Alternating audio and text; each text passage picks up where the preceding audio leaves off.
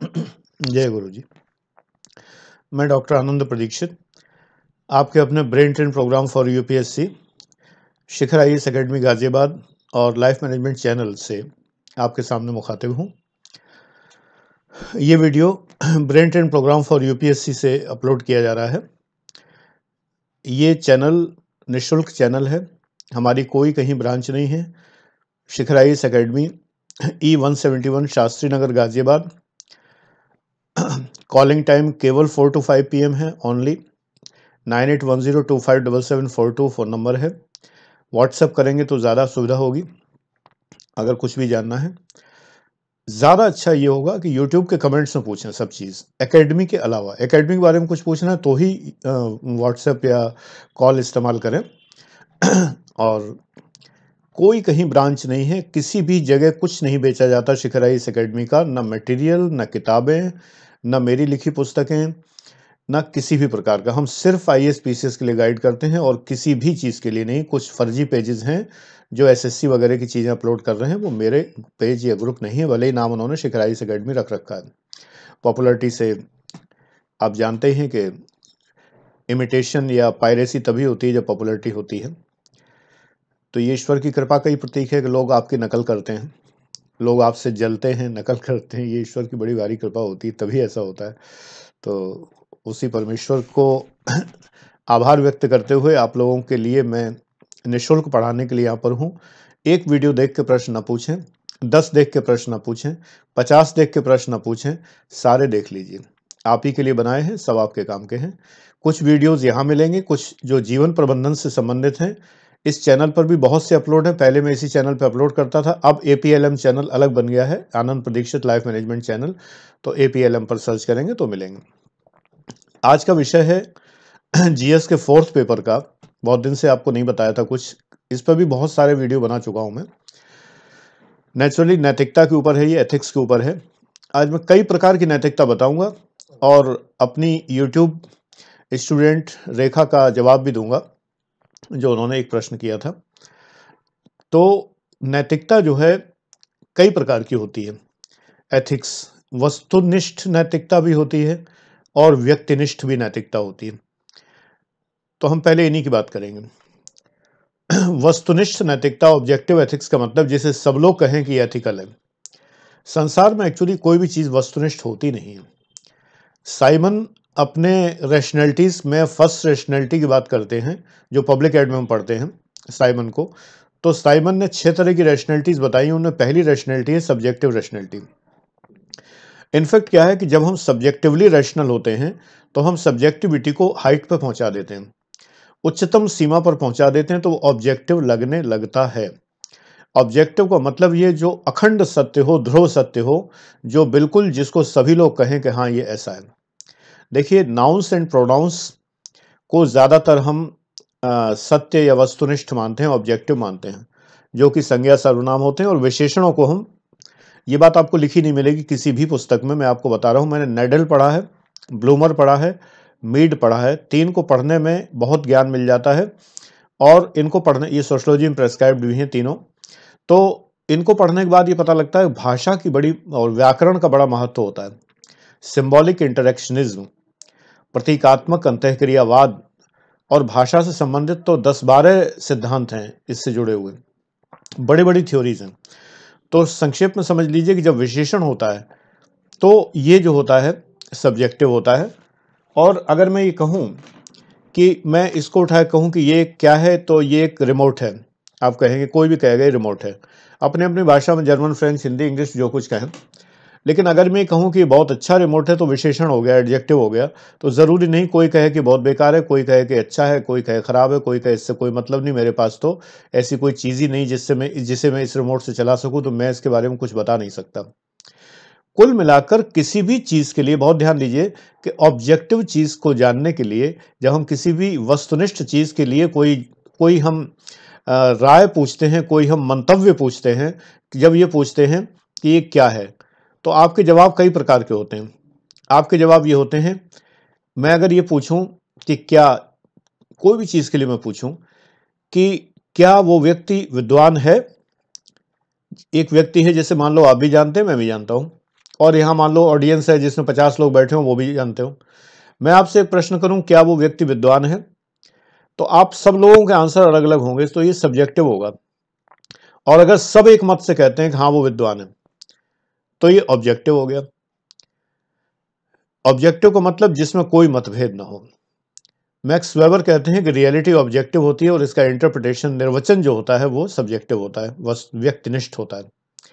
तो अगर मैं ये पूछूं, मान लीजिए सभी लोग जानते हैं लेकिन किसी उस व्यक्ति की विद्वत्ता के बारे में सबके अलग अलग मत हैं, तो आंसर कैसे मिलेंगे हमें? एक आंसर मिलेगा शायद हैं, दूसरा मिलेगा शायद नहीं है, एक मिलेगा शायद हैं भी नहीं भी हैं, एक आंसर मिलेगा शायद हैं लेकिन मैं समझा नहीं सकता, एक मिलेगा शायद नहीं है लेकिन मैं ठीक से बता नहीं सकता, एक मिलेगा आंसर शायद हैं भी विद्वान, शायद नहीं भी हैं, अरे छोड़ो मैं बता भी नहीं सकता, एक कहेगा मैं नहीं बता सकता। 7 बातें हो गई। स्यादस्ति स्यान्नास्ति, स्यादस्ति अवक्तव्यम स्यान्नास्ति अवक्तव्यम, स्यादस्ति स्यान्नास्ति अवक्तव्यम स्यादवक्तव्यम। मतलब 7 बातें हो गई। जैन दर्शन, अनेकांतवाद, सप्तभंग न्याय, ये सारी बातें आ गई। किसी भी ऑब्जेक्टिव वस्तु के बारे में हमारे यही आंसर होते हैं। इस दर्शन से बेहतर आंसर कहीं नहीं मिलता। यही बात नैतिकता की है। क्या यह नैतिकता है? क्या ये नैतिकता नहीं है? कोई कहेगा ये नैतिकता है, कोई कहेगा नहीं है, कोई कहेगा है भी नहीं है, कोई वगैरह वगैरह। तो ऑब्जेक्टिव होना बड़ा कठिन काम है। संसार में ऑब्जेक्टिव क्या है, वस्तुनिष्ठ क्या है? ईश्वर, सत्य। अब जो ऑब्जेक्टिविस्ट हैं जैसे कि मोर हैं, उन्होंने कहा हुआ है कि संसार रहे ना रहे, मनुष्य मात्र हो या ना हो, जो सुंदर है वो सुंदर रहेगा। फिर मोर को समझ में आया गलती कर दी यार, ऐसा तो हो नहीं, जब मनुष्य नहीं रहेगा तो कौन देखेगा उसे। उधर दूसरी तरफ कहा जाता है thing of beauty is Joy for ever, ये भी कहा जाता है, ऑब्जेक्टिविटी हो गई। और एक और ब्यूटी के बारे में कहा जाता है beauty lies in the eyes of beholder, ये सब्जेक्टिविटी हो गई। Thing of beauty is Joy for ever, ये हमेशा के लिए हो गया। प्रश्न उठता है कि ब्यूटी, सत्यम, शिवम, सुंदरम, तो सत्य और शिव और सुंदर, ये 3 चीजें पूरे विश्व की फिलॉसफी में बिखरी पड़ी हैं, इनके बिना काम नहीं चलता। तो सत्य को कहा गया वस्तुनिष्ठ है, शिव और सुंदर व्यक्तिनिष्ठ हो गया। शिव है या नहीं, कल्याणकारी है या नहीं, ये अलग अलग मतभेद है, फलानी चीज के लिए, ढिमाकी चीज के लिए, कि ये है या नहीं। सुंदर किसी की आंख में है, किसी की आंख में नहीं। एक डॉक्टर ने अपनी पत्नी का मर्डर कर दिया था, आज से होगी 20 साल पहले की बात, अखबारों में न्यूज छपी, इस नर्स के पीछे कर दिया। मेरी पत्नी ने देखते ही कहा उसकी अखबार में फोटो, ये क्या है, किसके लिए मर्डर कर दिया, कितनी बदसूरत लड़की है इसके लिए। मैंने भी देखा, मैं भी उनसे सहमत हुआ। मैंने कहा इसकी पत्नी तो बहुत सुंदर है और इसने किस लिए कर दिया।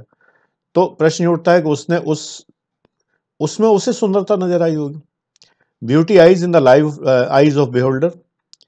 तो बात यह है कि हम संसार में किन चीजों को सुंदर समझते हैं, ये बिल्कुल व्यक्तिनिष्ठ बात है। तो इसलिए beauty lies in the eyes of beholder. मूर को भी समझ में आया कि ब्यूटी, बिना मनुष्य के क्या ब्यूटी। देखने वाला, बताने वाला, समझाने वाला, इंटरप्रेट करने वाला, निहारने वाला, प्रेस करने वाला, तारीफ करने वाला, कंज्यूम करने वाला, सब कुछ तो मैन है। जब ह्यूमन ही नहीं होगा तो ब्यूटी किस बात की। मोर ने बात मान ली कि हाँ नहीं भाई, सब्जेक्टिविटी ठीक है। नैतिकता की भी यही बात। नैतिकता किस बात में है, किस बात में नहीं। नैतिकता जुड़ी है कहीं ना कहीं आत्मा से।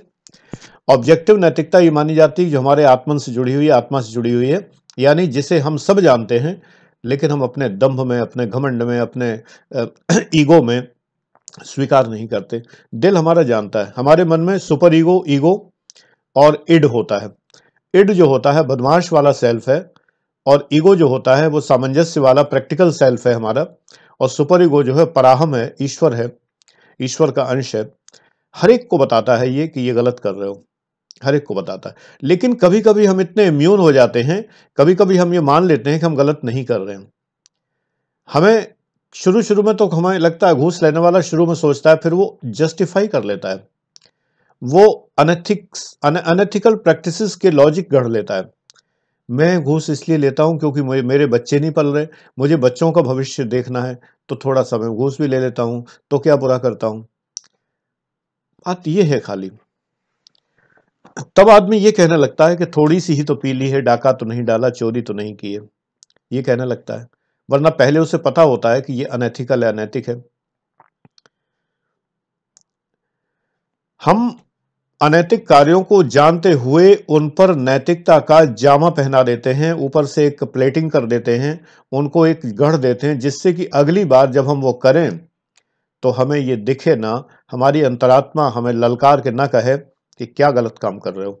अपनी अंतरात्मा को रगड़ के, दबा के, गला दबा के हम कर देते हैं। हमें पहले से पता होता है। आखिर विवाह संस्था क्यों बनाएगी, मैरिज इंस्टीट्यूशन क्यों बनाएगी, किसने बनाई? हम आपने बनाई। विवाह तो तुम लोग भी करते हो, ऐसा तो नहीं कि नहीं करोगे, करोगे। प्रश्न उठता, विवाह का मतलब क्या है जब उसके पहले तमाम सेक्सुअल रिलेशन स्थापित कर लिए? इस विवाह का मीनिंग क्या रह गया? इसके लिए आपने ये गढ़ लिया युवा वर्ग ने कि अब इतनी उम्र में विवाह होता है तो तब तक तो हम रह नहीं सकते, क्या पानी नहीं पिया जाता, क्या खाना नहीं खाया जाता, क्या सोया नहीं जाता, तो फिर सेक्स भी किया जाता। ये नैतिकता की परिभाषा आपने गढ़ ली। इट इज नॉट ऑब्जेक्टिव, ये सब्जेक्टिव है। आपने अपना समाज बना लिया है, उस समाज में एक दूसरे को जस्टिफाई करते हैं। बुरा मत मानना, एक उदाहरण दे रहा हूं, किसी को बुरा न लगे, मैं पहले ही कह दे रहा हूं। उष्ट्राणाम लग्न वेलायाम गर्ध्वा स्तुति पाठकाः परस्परम प्रशंसन्ति अहो रूपम अहो ध्वनि। एक दूसरे की तारीफ करने में लगे हुए। एक दूसरे गर्लफ्रेंड को जब आप भाभी जी कहते हैं तो इसका मतलब आप एक दूसरे को लेजिटिमाइज कर रहे हैं, जस्टिफाई कर रहे हैं। जब दो लड़के खड़े होते हैं और सामने से कोई लड़की आ रही है और एक लड़का तारीफ में कुछ कहने को होता है तो दूसरा कहता है चुप, तेरी भाभी है। ये भाभी शब्द क्यों आ रहा है? भाभी तो विवाह से जुड़ा हुआ है ना, ये सब तो विवाह से जुड़ा हुआ है। लड़कियां बड़ी खुश होती हैं जब अपने बॉयफ्रेंड के घर कभी उनका आना जाना हो जाता है, बिना घर वालों को पता हुए। घर की छुटकी को पता होता है, जो लड़के की बॉयफ्रेंड की छोटी बहन को पता होता है, और वो बड़ी खुश होकर खीखी करती रहती है और धीरे धीरे उसके कान में बोल जाती है भाभी। इतनी खुश हो जाती है, निहाल हो जाती है। ये भाभी शब्द कहाँ से आया? विवाह से जुड़ा हुआ है ना, और विवाह के दूर दूर तक कहीं नाम नहीं है। आपने अपना गढ़ लिया है रिश्ता, खाली आपने केवल गढ़ लिया, आपने अपनी छद्म नैतिकता ओढ़ ली है, उसको आप नैतिक कहने लगे। आपने एक पहले समाज बनाया, मैं भी गड़बड़ करूं तू भी गड़बड़ कर, दोनों एक दूसरे को जस्टिफाई करें। ऊंट की लगन चढ़ रही थी और गर्दभ जो होता है वो स्तुति पढ़ रहा था। पहले लग्न होती थी जब, तो उसमें एक स्तुति पाठ करने वाला होता था। मेरी बारात 3 दिन रुकी थी, तो एक बीच का दिन जो है स्तुति पाठ का था, नौटाटी कहलाती थी। उसमें जो है लोग बड़े बड़े लिख लिख के कविताएं लाते थे, वर वधू की प्रशंसा में परिवार के में पढ़ा करते थे। तो उष्ट्राणाम लग्न वेलायाम गर्दभा स्तुति पाठ कहा कि ऊंट के लगन के समय गर्दभ जो थे वो स्तुति पढ़ने लगे, तो वो तो रैक रैक के पढ़ेगा। परस्परम प्रशंसन्ति अहो रूपम अहो ध्वनि। फिर दोनों जो है, चूंकि एक तो ऊंट का रूप कितना भगवानी ने बनाया हुआ, तो परस्परम प्रशंसन्ति, एक दूसरे की तारीफ कर रहे हैं, कितना सुंदर रूप है। गर्दभ कह रहा है ऊंट की प्रशंसा में, कितना सुंदर रूप है। अब ऊंट की बारी, ऊंट कहता अहो ध्वनि, कितनी सुंदर आवाज है। दोनों को पता है कि ना तो ध्वनि अच्छी है ना रूप अच्छा है। ऐसे ही बच्चों, तुमने जो संस्थाएं गढ़ ली हैं, इन संस्थाओं में तुम्हें खूब पता है कि गलत है ये, लेकिन तुम कर रहे हो इसलिए खाली तुम्हें उसमें प्लेजर मिल रहा है, खाली केवल सुखवाद है, उपयोगिता भी नहीं है। उपयोगिता इसलिए नहीं कि तमाम इस चक्कर में बर्बाद हो जाते हैं, इसलिए उपयोगिता भी नहीं है। तो इसको हम कहते हैं छद्म नैतिकता। एथिक्स के चैप्टर में इसको जब हम पढ़ेंगे तो इसको हम कहेंगे ये फेक एथिक्स है, this is created ethics, this is augmented ethics. ये ऑगमेंटेड एथिक्स है, हमने गढ़ के इंपोज कर दी, ये रही एथिक्स। क्योंकि इसको मैंने लेजिटिमाइज कर दिया, मैंने, तुमने, उसने लेजिटिमाइज कर दिया। आप समाज के बड़े लोगों से न पूछोगे, आपकी उम्र में जो बड़े हैं, और न वो जस्टिफाई करेंगे। कभी कभी हम लोग जस्टिफाई कर देते हैं बच्चों की खुशी में आके। अगर हमें लगता है कि भाई लड़के की गर्लफ्रेंड बड़ी अच्छी है, आगे भविष्य में बहू बनाने लायक है, वाग दत्ता बना दिया, वाणी दे दी, वचन दे दिया कि ठीक है मैं एक्सेप्ट करता हूं। ऐसे बहुत से परिवार हैं वो एक्सेप्ट कर रहे हैं, लेकिन याद रखिए इसलिए एक्सेप्ट कर रहे हैं क्योंकि वो जानते हैं कि आगे विवाह होना है। संस्था हमेशा मस्तिष्क में है। तो नैतिकता जुड़ी है संस्था से। संस्था कहते हैं समाज की स्थापित परंपराओं को। युवा वर्ग कहता है परंपरा माई फुट। थोड़े दिनों में वही युवा जो है वो जब बड़ा होने लगता है उम्र में, तो वो कहता है परंपरा। पहले परंपरा माई फुट, इसके बाद जो है परंपरा आ जाती है। ये हमेशा से होता है, हर युग की यही कहानी है, हर युग की यही सब बात है, यही चलता है। तो नैतिकता जो है एक्चुअली ये सब्जेक्टिव एथिक्स हुई, this is not objective ethics. अब बात आती है सत्य की। नैतिकता जुड़ी है सत्य से, जिसमें सत्यांश हो, part of truth, element of truth, content of truth अगर है। What is truth? Stating things as they are, it is truth. Newton, stating things as they are, but who will state? बस यही तो गड़बड़ हो गया। चीजों को वैसा ही वर्णन करना जैसा कि वो हैं। वर्णन कौन करेगा? व्यक्ति। तो वर्णन में क्या आ गई? व्यक्तिनिष्ठता। व्यक्तिनिष्ठता को अंग्रेजी में क्या कहते हैं? सब्जेक्टिविटी। सब्जेक्टिविटी आ गई। सत्य भी सब्जेक्टिव हो गया। शिव भी सब्जेक्टिव है, क्योंकि कल्याण, किसी बात में एक का कल्याण है दूसरे का नहीं है, तो ये भी नहीं है। इसीलिए सिद्धांत आ गया maximum good of maximum people, ज्यादा से ज्यादा लोगों की भलाई, ये सिद्धांत आ गया। बाकी लोग बैठे किनारे, ज्यादातर लोगों की भलाई है वही अच्छा है। ये भी नहीं होता। सरकारें माइनॉरिटी के लिए बहुत काम करती है, मेजॉरिटी को बुरा लगता है कभी कभी कि सब काम तो माइनॉरिटी के लिए हो रहा है।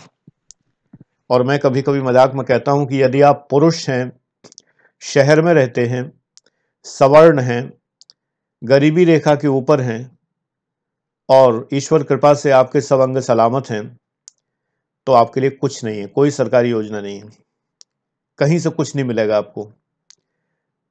अगर एक भी कहीं ना कहीं कुछ भी बात है तो ही मिलेगा, नहीं तो कुछ नहीं मिलेगा।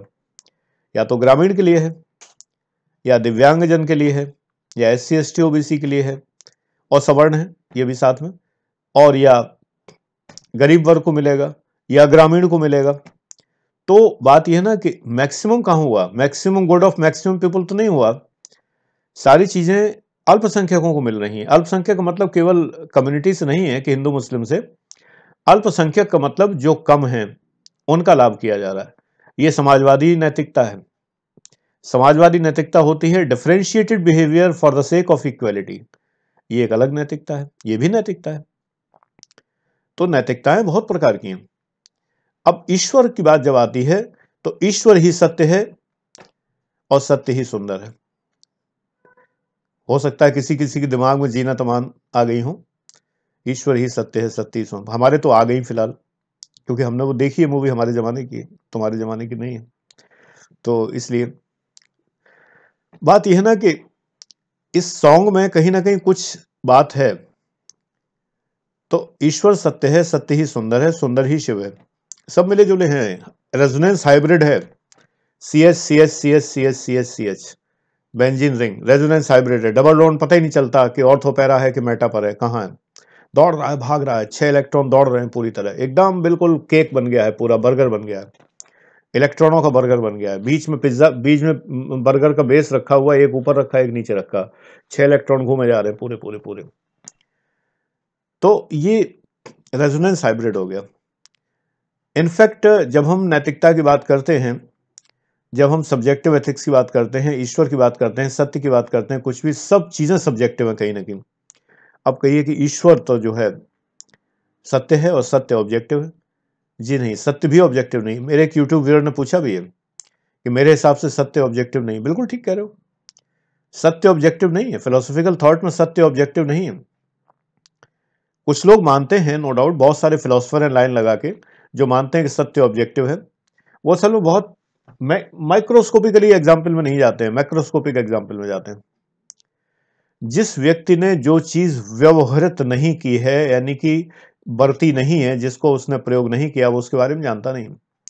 उससे अगर हम पूछें कि ये क्या है तो बता नहीं पाएगा। तो ऑब्जेक्टिव कहां हुआ? फैक्ट ऑब्जेक्टिव नहीं हुआ। जो सत्य है वो ईश्वर के निकट है, इसमें दो राय नहीं है। अगर ईश्वर सत्य है तो ईश्वर अनडिफाइंड है। ईश्वर शून्य भी है, अनंत भी है। शून्य और अनंत दोनों ऑब्जेक्टिव माने जाते हैं। सच बात है कि हैं भी। शून्य भी ऑब्जेक्टिव है, अनंत भी ऑब्जेक्टिव है। देखिए मैं आपको इंटरेस्टिंग एग्जांपल बताऊं। मान लो मैं और मेरे सामने तुम लोग 5 लोग बैठे हो। मेरी जेब में 10 रुपए हो, तुम्हारी जेब में 20 रुपए हो, तुम्हारे में 30, तुम्हारे में 40, तुम्हारे में 50। हम सब लोग निकाल के रख देते हैं, तो हमारी जेबों में क्या बचा? शून्य। शून्य की परिभाषा क्या हुई मेरे लिए? 10 रुपए अगर निकाल दिए जाएं तो बचता क्या है? शून्य। यानी 10 - 10 = 0। तुम्हारे लिए क्या डेफिनेशन हुई, 20 माइनस 20 इज इक्वल टू 0। 20 रुपए जेब में थे, 20 निकाल दिए। तुम्हारे लिए क्या हुआ, 30 माइनस 30 इज इक्वल टू 0। अब मैथमेटिक्स में एक चीज होती है, जब सबका रिजल्ट 0 है तो सब बराबर हो गए। इसका मतलब 10 is equal to 10 is equal to 20 is equal to 20 is equal to 30 is equal to हो गया। 10 20 30 सब बराबर। बड़ा अजीब समाजवादी उदाहरण है। शून्य खला है, और ये खला कैसे पैदा होती है, खाली चीज होती है ना, कैसे पैदा होती है, जो है वो रख दो। त्वदीयम वस्तु गोविंदा तुभ्यमेव समर्पये। हे गोविंद, ये आपकी वस्तु है, ये आपको समर्पित है। जो कुछ मेरे पास है सब तुम्हें समर्पित। तो मैं क्या हो गया, शून्य। ईश्वर क्या है, अनंत।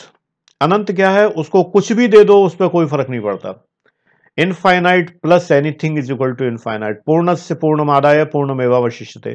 पूर्ण में से पूर्ण चला गया तो भी पूर्ण बचता है, कुछ नहीं। पूर्ण को पूर्ण जोड़ दो, पूर्ण में पूर्ण घटा दो, कोई फर्क नहीं पड़ता। Infinite is infinite. मैं शून्य तुम इनफाइनाइट। मैं खाली तुम भरे। खाली अगर भरे से मिलेगा तो खाली का अस्तित्व तो खत्म हो जाएगा। भरा और खाली जब मिलेगा तो मीन नहीं होगा कि भरा प्लस खाली बटा 2, ये नहीं होगा।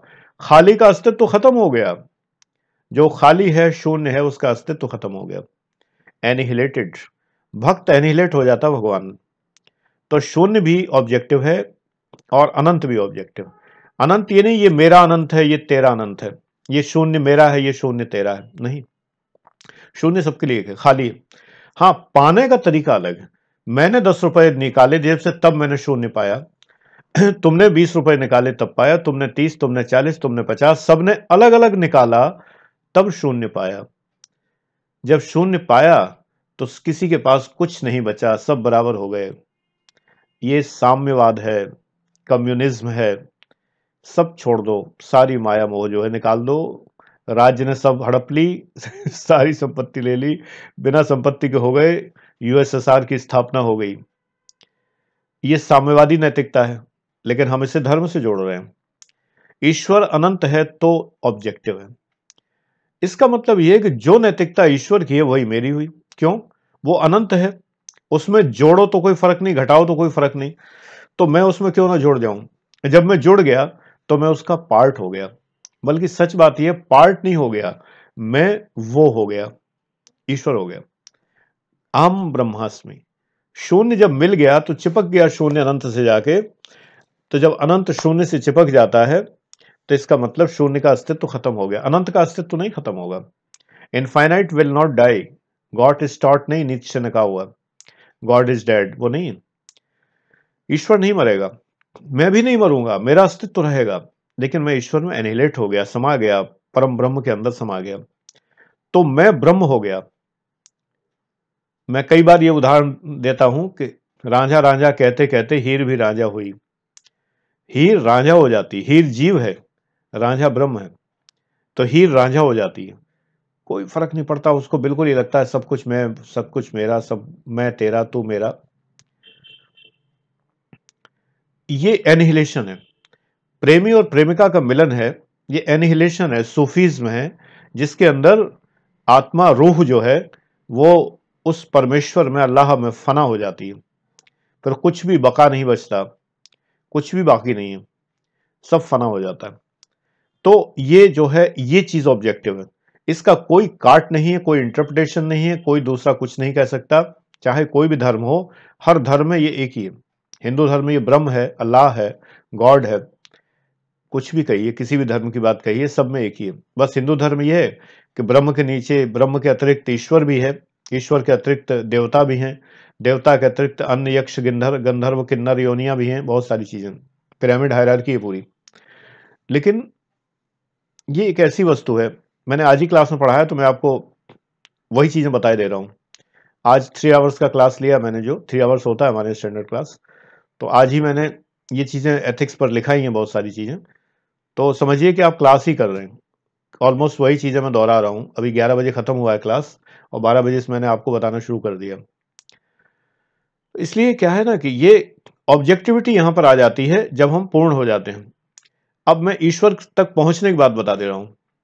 ईश्वर के निकट कौन होता है? हर व्यक्ति हो सकता है अगर होना चाहे, एवरीवन। और जब हम निकट पहुंच गए तो हम ईश्वर हो गए। इसीलिए प्रत्येक व्यक्ति ब्रह्म है। मैथमेटिकली प्रूव करता हूं। मान लीजिए, सपोज कर लीजिए कि यहां से 9 करोड़ मील दूर जो है सूर्य है, और मैं सूर्य के पास पहुंचता हूं। सूर्य से 1 लाख किलोमीटर दूर मैं रुक जाता हूं, तेज है बहुत ज्यादा, तो मैं कहूंगा मैं सूर्य के नजदीक पहुंच गया, लेकिन 1 लाख किलोमीटर पहले रह गया। एक पहुंचता आदमी सोचता है मैं 50,000 किलोमीटर पहले रह गया, एक जाता है 25,000 किलोमीटर पहले रह गया। ये तो बात तब है जब हमें सूर्य का पता है कि 9 करोड़ मील दूर है। लेकिन अगर ब्रह्म का पता ही नहीं है कि ब्रह्म अनंत है, तो मैं तो चलता जा रहा हूं, स्पेसशिप में चलता जा रहा हूं, चलता जा रहा हूं, मुझे लगा अनंत पे है, पता नहीं कहां है। मुझे अचानक ब्रह्मांड में कुछ ऐसा दिखा, निहारिका दिखी, गैलेक्सीज दिखी तमाम। मैंने कहा ईश्वर आ गया, ईश्वर का मुकाम आ गया। मैंने कहा बस ईश्वर से थोड़ा ही दूर हूं। मान लो मेरे पास कोई मीटर हो और मैं नापूं, तो मैं ईश्वर से 1 लाख किलोमीटर दूर हूं। नीचे से धरती से कोई पूछे भाई कहां तक पहुंचे, इनफाइनाइट -1 लाख किलोमीटर का माइलस्टोन लगा है, उस पर लिखा है इन्फिनिटी 1 लाख किलोमीटर दूर। उसने कहा बहुत बढ़िया, बड़े चलो बड़े चलो। फिर उसके बाद फोन आया, कहां पहुंचे? मैंने कहा यहां माइलस्टोन लगा है इन्फिनिटी 50,000 किलोमीटर दूर, और आगे बढ़ो। मैंने कहा नहीं बढ़ सकता, अब आगे तेल खत्म हो गया, रिजर्व में थे यहां तक आ गए, अब तो यहीं अड्डा जमा ले रहे हैं। जमा लिया। एक आदमी चला यहां से, और उसने चलते चलते अचानक जो है उसका तेल खत्म हो गया, और वो ईश्वर से, इन्फिनिटी से 5 लाख किलोमीटर पहले ही उसका जो है वाहन का तेल खत्म हो गया, वो रुक गया। नीचे से फोन गया, कहां हो भाई? माइलस्टोन लगा है इन्फिनिटी 5 लाख किलोमीटर दूर, और मैं यहीं रुक रहा हूं। अब इसके बाद धरती पे आके दोनों मिलते हैं। एक कहता है मैं इन्फिनिटी से 5 लाख किलोमीटर दूर पर रुक गया था, दूसरा कहता है मैं इन्फिनिटी से 50,000 किलोमीटर दूर पर रुक गया था। दोनों ने मैथमेटिकली सॉल्व किया, infinity minus 50,000 equal to infinity, infinity minus 5 lakh equal to infinity. दोनों इन्फिनिटी तक पहुंच गए, क्योंकि इन्फिनिटी में से चाहे, अनंत में से चाहे 1 लाख किलोमीटर घटा दो, चाहे 5 लाख किलोमीटर घटा दो, इन्फिनिटी में से इन्फिनिटी घटा दो। चलो, हम लोग धरती पर हैं और ईश्वर हम लोगों से इनफाइनाइट दूरी पर है। मुझे कहीं नहीं जाना, मुझे यहीं इसी कुर्सी बैठे रहना। मैं ईश्वर से इन्फिनिटी दूर हूं, तो मैं ईश्वर के निकट हूं। क्यों? क्योंकि ईश्वर इन्फिनिटी पर है और मैं उससे इन्फिनिटी दूरी पर हूं, तो मैं कहां हूं? Infinity minus infinity equal to infinity. पूर्णस्य पूर्णमादाय पूर्णमेवावशिष्यते। मैं पूर्ण पर हूं, तो मैं पूर्ण, अहम ब्रह्मास्मि। मैं तो ईश्वर हो गया, मैं तो ईश्वर के नजदीक हो गया, हम ब्रह्म हो गया। मैथमेटिकली प्रूव हो गया ना। फिलॉसफी बड़ा मजेदार विषय है। अगर वो व्यक्ति पढ़े या पढ़ा है जो साइंस भी जानता है, फिजिक्स भी जानता है और बहुत सारी चीज जानता है, तो पढ़ने पढ़ाने का आनंद है। लेकिन अगर विज्ञान नहीं पता तो फिलॉसफी समझ में ठीक से नहीं आती, क्योंकि बहुत विज्ञान का प्रयोग होता है इसके अंदर। इसी प्रकार क्या होता है, ई के दो फार्मूले हैं, capital E, is equal to H nu. H nu, H Planck's constant है, न्यू फ्रीक्वेंसी है, प्रकाश की फ्रीक्वेंसी। एनर्जी कितनी है प्रकाश में? Is equal to H nu. H जो है 6.24 समथिंग करके होता है, जो भी है। अब ई का एक और फार्मूला आइंस्टीन देके चले गए, is equal to MC square, जहां एम मास है। देखो ध्यान से, ये एनर्जी और ये मास है। एनर्जी कहां से आई? न्यू, यानी प्रकाश से आई। बाइबल में लिखा है कि ईश्वर की इच्छा थी प्रकाश हो, फाइट लक्स, प्रकाश हो। प्रकाश हुआ, प्रकाश हुआ तो क्या हुआ? Is equal to H nu, यानी एनर्जी पैदा हुई, एच न्यू, एनर्जी आ गई। अब आइंस्टीन आ गए, is equal to MC square. तो उस प्रकाश से मास बना, मास, द्रव्यमान, यानी ब्रह्मांड के अंदर द्रव्यमान का विस्फोट हुआ, महाविस्फोट, बिग बैंग। ये जब बिग बैंग हुआ तो m तो है 1 घात में और c है 2 घात में, यानी c है स्क्वायर में। तो क्या होता है कि m जो है, इसका मतलब जब m की हम कैलकुलेशन करेंगे, कितने किलोग्राम, कितने टन, कितने मेगाटन मास बना, तो ये बिग बैंग के परिणाम स्वरूप जो बना, जिसको कहा गया बाइबल में फायत लक्स, अरबी में कहा गया फाया कुन। फाया कुन सॉन्ग सुना होगा, प्रकाश हो, प्रकाश हो, प्रकाश हुआ। प्रकाश होते ही धड़ाम से पूरा ब्रह्मांड में जो है मास पूरा जो है आ गया, पूरा फैल गया, यानी सारा का सारा द्रव्यमान बन गया, जिससे कि ब्रह्मांड की निहारिकाएं, आकाश गंगाएं, पृथ्वी और तमाम सारे लोक, सब चीजें बन गई। जितनी चीजें बन गई, ये सारी चीजें बन गई। तो ब्रह्मांड में प्रकाश फैला, प्रकाश फैलने के साथ ही ब्रह्मांड में क्या हुआ, ब्रह्म का अंड यानी कि जो ये पूरा मास है, पूरा जो है सब कुछ बना जितना भी है। तो ये दो तरह से बना, एक तरफ स्क्वायर है और एक तरफ अंडर रूट है। m एक घात में है, c स्क्वायर स्क्वायर है। जब स्क्वायर का अंडर रूट लेते हैं तो प्लस और माइनस दो बनते हैं।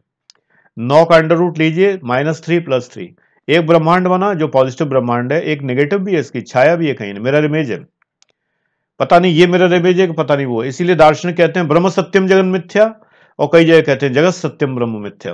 कभी कभी ये कहते हैं, दोनों बातें कही जा रही। कभी कभी हमें लगता है कि हमारी इंद्रियां मिथ्या हैं, हमारी इंद्रियां इस तरह प्रोग्राम्ड हैं कि हम मिथ्या चीज को टच करके, फील करके, सूंघ के, चख के और महसूस कर लेते हैं, जबकि वो मिथ्या है, झूठ है, फालसी है। तो दोनों बातें। तो आज जीएस फोर्थ पेपर से रिलेटेड एथिक्स और पीसीएस केवल जिन्हें देना है उनके लिए ये निबंध का विषय है, और ये जो है तमाम सारे पल्लवन का विषय है, थॉट डेवलपमेंट का विषय है। थॉट ऐसे ही डेवलप होता है, फिर कभी बताता हूं। Thank you very much, God bless you.